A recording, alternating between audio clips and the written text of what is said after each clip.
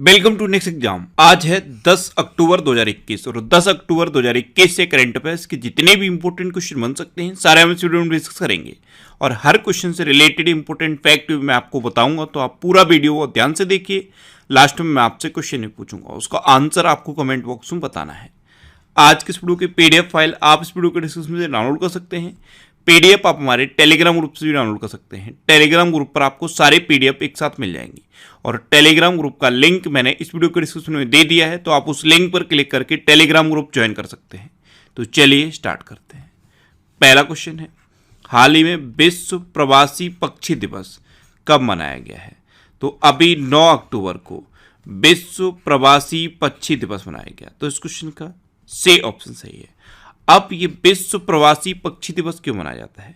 तो प्रवासी पक्षियों और उनके आवासों के संरक्षण की आवश्यकता के बारे में जागरूकता बढ़ाने के लिए हर साल 9 अक्टूबर को ये विश्व प्रवासी पक्षी दिवस मनाया जाता है।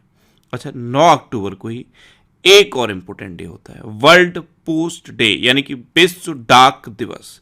ये भी 9 अक्टूबर को मनाया जाता है। अब विश्व डाक दिवस 9 अक्टूबर को क्यों मनाया जाता है? क्योंकि 1874 कब 1874 में स्विट्जरलैंड की कैपिटल बर्न में यूनिवर्सल पोस्टल यूनियन की स्थापना हुई थी। तो इसी की स्थापना की वर्षगांठ को हर साल विश्व डाक दिवस के रूप में मनाया जाता है। तो 9 अक्टूबर को ये दो इंपॉर्टेंट डे बनाए गए हैं। अच्छा, कल मैंने आपको बताया था कि 8 अक्टूबर को भी दो इंपॉर्टेंट डे बनाए गए। पहला कौन सा था? भारतीय वायुसेना दिवस, ये 8 अक्टूबर को मनाया गया। और दूसरा कौन सा था? विश्व अंडा दिवस। ये अक्टूबर के दूसरे शुक्रवार को मनाया जाता है विश्व अंडा दिवस, लेकिन इस बार अक्टूबर का दूसरा शुक्रवार 8 अक्टूबर को पड़ा, इसीलिए 8 अक्टूबर को विश्व अंडा दिवस भी मनाया गया। तो 9 अक्टूबर को भी दो इंपॉर्टेंट डे हैं, 8 अक्टूबर को भी दो इंपॉर्टेंट डे हैं। ये इंपॉर्टेंट डे आप याद रखिए। वीडियो को पॉज करिए और अक्टूबर में अभी तक जितने भी इंपॉर्टेंट डे मैंने आपको बताए हैं सारे बिल्कुल सीक्वेंस में आप कमेंट बॉक्स में लिखिए। अच्छा, आज के इस वीडियो का हम टारगेट रखते हैं 40,000 लाइक का। तो अगर ये वीडियो आपको अच्छा लगता है, हेल्पफुल लगता है, तब आप इस वीडियो को लाइक और शेयर जरूर किया करो। और मैं आपको भी बोलता हूँ, डेली मॉर्निंग में उठकर सबसे पहले अपने लिए एक टारगेट फिक्स करो, चाहे छोटा सा ही टारगेट फिक्स करो, लेकिन डेली मॉर्निंग में उठकर सबसे पहले अपने लिए एक टारगेट फिक्स करो और फिर अपना पूरा दिन उस टारगेट को अचीव करने में लगा दो। आपकी लाइफ ऑटोमेटिकली अच्छी हो जाएगी। नेक्स्ट क्वेश्चन है, हाल ही में किस राज्य में उड़ान योजना के तहत चिपी हवाई अड्डे का उद्घाटन किया गया? तो उड़ान योजना, पहले तो ये उड़ान शब्द की फुल फॉर्म याद रखना है। इसकी फुल फॉर्म है उड़े देश का आम नागरिक। इसकी शुरुआत प्रधानमंत्री नरेंद्र मोदी ने की थी। तो उड़ान योजना के तहत चिपी हवाई अड्डे का उद्घाटन महाराष्ट्र में किया गया है। तो इस क्वेश्चन का बे ऑप्शन सही है। और महाराष्ट्र के चीफ मिनिस्टर उद्धव ठाकरे ने सिंधुदुर्ग में इसका उद्घाटन किया है। सिंधुदुर्ग में ये नए ग्रीन फील्ड चिपी हवाई अड्डे का उद्घाटन हुआ है। अब महाराष्ट्र, तो ये है मैप में महाराष्ट्र। महाराष्ट्र की कैपिटल क्या है? मुंबई। महाराष्ट्र के चीफ मिनिस्टर कौन है? उद्धव ठाकरे। और महाराष्ट्र के गवर्नर कौन है? भगत सिंह कोश्यारी। अच्छा, महाराष्ट्र में है पुणे स्टेडियम, इसका नाम बदल के अभी नीरज चोपड़ा के नाम पर रखा गया है। महाराष्ट्र में संजय गांधी नेशनल पार्क है, गुगमल नेशनल पार्क है और नब्बेगांव नेशनल पार्क है। महाराष्ट्र की हिस्ट्री पर बेस्ड एक ये बुक लिखी गई थी, Shivaji in South Block the unwritten history of a proud people. इसे लिखा था जर्नलिस्ट गिरीश कुबेर ने। और महाराष्ट्र में महाशरद मंच विकलांग व्यक्तियों के लिए लॉन्च किया गया है। अच्छा, महाराष्ट्र में प्रोजेक्ट प्लेटिना शुरू हुआ। मी अन्नपूर्णा पहल महाराष्ट्र में शुरू हुई। महाराष्ट्र का एक नृत्य फेमस है, लावड़ी नृत्य। कौन सा? लावड़ी नृत्य। और महाराष्ट्र में यह है लोनार झील, ये भी एग्जाम में पूछी जाती है, तो ये भी आप याद रखिए। नेक्स्ट क्वेश्चन है, हाल ही में किस राज्य सरकार ने केंद्र प्रायोजित योजनाओं के कार्यान्वयन की निगरानी के लिए 39 सदस्यीय समिति गठित की है? तो अभी तमिलनाडु गवर्नमेंट ने सेंट्रल गवर्नमेंट की जो योजनाएं हैं उनके कार्यान्वयन की निगरानी के लिए 39 सदस्यीय समिति गठित की है। तो इस क्वेश्चन का बे ऑप्शन सही है। अब तमिलनाडु ने गठित की, तो ये है मैप में तमिलनाडु। तमिलनाडु की कैपिटल क्या है? चेन्नई। तमिलनाडु के चीफ मिनिस्टर कौन है? M.K. स्टालिन। और तमिलनाडु के गवर्नर कौन है? बनवारी लाल पुरोहित। अच्छा, तमिलनाडु पूरे इंडिया में मछली के उत्पादन में नंबर 1 पे है। तमिलनाडु मछली के उत्पादन में पूरे इंडिया में नंबर 1 पे है। अंगदान के मामले में भी तमिलनाडु पूरे इंडिया में नंबर 1 पे है। और तमिलनाडु में आदिपुरम त्योहार मनाया जाता है। कौन सा? आदिपुरम त्योहार तमिलनाडु में मनाया जाता है। नेक्स्ट क्वेश्चन है, हाल ही में पहलवान अंशु मलिक ने विश्व चैंपियनशिप में कौन सा पदक जीता है? तो अंशु मलिक ये मात्र 19 साल की हैं। इन्होंने विश्व कुश्ती चैंपियनशिप में रजत पदक जीता। तो इस क्वेश्चन का सी ऑप्शन सही है। मात्र 19 साल की हैं और 57 किलोग्राम वर्ग में इन्होंने रजत पदक जीता है। ये हैं अंशु मलिक। अब यहाँ पे एक क्वेश्चन और बन सकता है कि विश्व कुश्ती चैंपियनशिप कहाँ हुई है? तो विश्व कुश्ती चैंपियनशिप हुई है नॉर्वे की कैपिटल ओस्लो में। कहाँ पे? नॉर्वे की कैपिटल ओस्लो में। नेक्स्ट क्वेश्चन है, हाल ही में आई यूनेस्को की रिपोर्ट के अनुसार किस राज्य के 2631 स्कूलों में सिर्फ एक शिक्षक है? तो अभी यूनेस्को की एक रिपोर्ट आई है। इस रिपोर्ट के अकॉर्डिंग तमिलनाडु के 2631 स्कूलों में सिर्फ एक शिक्षक है, यानी कि ये एकल विद्यालय है। तो इस क्वेश्चन का बी ऑप्शन सही है। अच्छा, तमिलनाडु के बारे में तो मैंने अभी आपको बताया है। यूनेस्को के बारे में बताता हूँ। यूनेस्को यानी कि United Nation Educational Scientific and Cultural Organization, इसकी स्थापना कब हुई थी? 1945 में। इसका हेडक्वार्टर कहाँ पे है? पेरिस में। और इसके प्रेजेंट टाइम पे हेड कौन है? आउड्रे अजोले। कौन है? आउड्रे अजोले। नेक्स्ट क्वेश्चन है, नागरिक उड्डयन मंत्री ज्योतिरादित्य सिंधिया ने किस राज्य में ड्रोन मेला को हरी झंडी दिखाई है? तो हमारे नागरिक उड्डयन मंत्री हैं ज्योतिरादित्य सिंधिया। इन्होंने अभी उत्तराखंड में ड्रोन मेला, एक्चुअल में इसका नाम है दून ड्रोन मेला, इसको हरी झंडी दिखाई है। तो इस क्वेश्चन का ए ऑप्शन सही है। अब उत्तराखंड, तो ये है मैप में उत्तराखंड। उत्तराखंड की कैपिटल क्या है? देहरादून। उत्तराखंड के चीफ मिनिस्टर कौन है? पुष्कर सिंह धामी। और उत्तराखंड के गवर्नर कौन है? गुरमीत सिंह। कौन है? गुरमीत सिंह। उत्तराखंड में पहला वन चिकित्सा केंद्र खोला गया। भारत के पहले जैव विविधता उद्यान भारत वाटिका का उद्घाटन भी उत्तराखंड में हुआ। भारत का पहला लाइकेन पार्क उत्तराखंड में खोला गया। अच्छा, उत्तराखंड में अजय वारियर युद्ध अभ्यास शुरू हुआ है। ये इंडिया और यूके के बीच का युद्ध अभ्यास है। अजय वारियर ये उत्तराखंड में शुरू हुआ। ओपन एयर फर्नरी का उद्घाटन उत्तराखंड में किया गया। सबसे ऊंचे हर्बल गार्डन सेटअप का उद्घाटन भी उत्तराखंड में किया गया है। अच्छा, वेस्ट टू एनर्जी पहल उत्तराखंड में शुरू हुई थी। स्मृति वन का उद्घाटन उत्तराखंड में हुआ था। हरेला पर्व उत्तराखंड में मनाया जाता है। फूलदेही त्योहार भी उत्तराखंड में मनाया जाता है। फूलों की घाटी भी उत्तराखंड में है।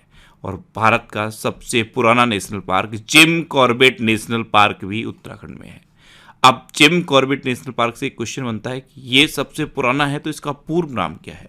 इसका पूर्व नाम है हैली नेशनल पार्क। अच्छा, अभी मैंने आपको बताया कि फूलों की घाटी उत्तराखंड में है, लेकिन एक और घाटी एग्जाम में पूछी जाती है, शांत घाटी। वो कहाँ पे है? शांत घाटी केरल में है। नेक्स्ट क्वेश्चन है, हाल ही में बादल बागरी ने किस कंपनी के सीएफओ के पद से इस्तीफा दिया है? तो बादल बागरी ये अभी तक एयरटेल के सीएफओ थे, यानी कि चीफ फाइनेंशियल ऑफिसर थे, लेकिन अब इन्होंने एयरटेल के सीएफओ के पद से इस्तीफा दे दिया। तो इस क्वेश्चन का सी ऑप्शन सही है। अब एयरटेल, तो एयरटेल की स्थापना कब हुई थी? 1995 में। इसका हेडक्वार्टर कहाँ पे है? न्यू दिल्ली में। और इसके प्रेजेंट टाइम पे चेयरमैन कौन है? सुनील भारती मित्तल। अच्छा, इसके प्रेजेंट टाइम पे एमडी एंड सीईओ कौन है? गोपाल बिट्टल। कौन है? गोपाल बिट्टल। नेक्स्ट क्वेश्चन है, हाल ही में तस्करी को नियंत्रित करने के लिए भारत और किस देश ने संयुक्त गश्त करने की घोषणा की है?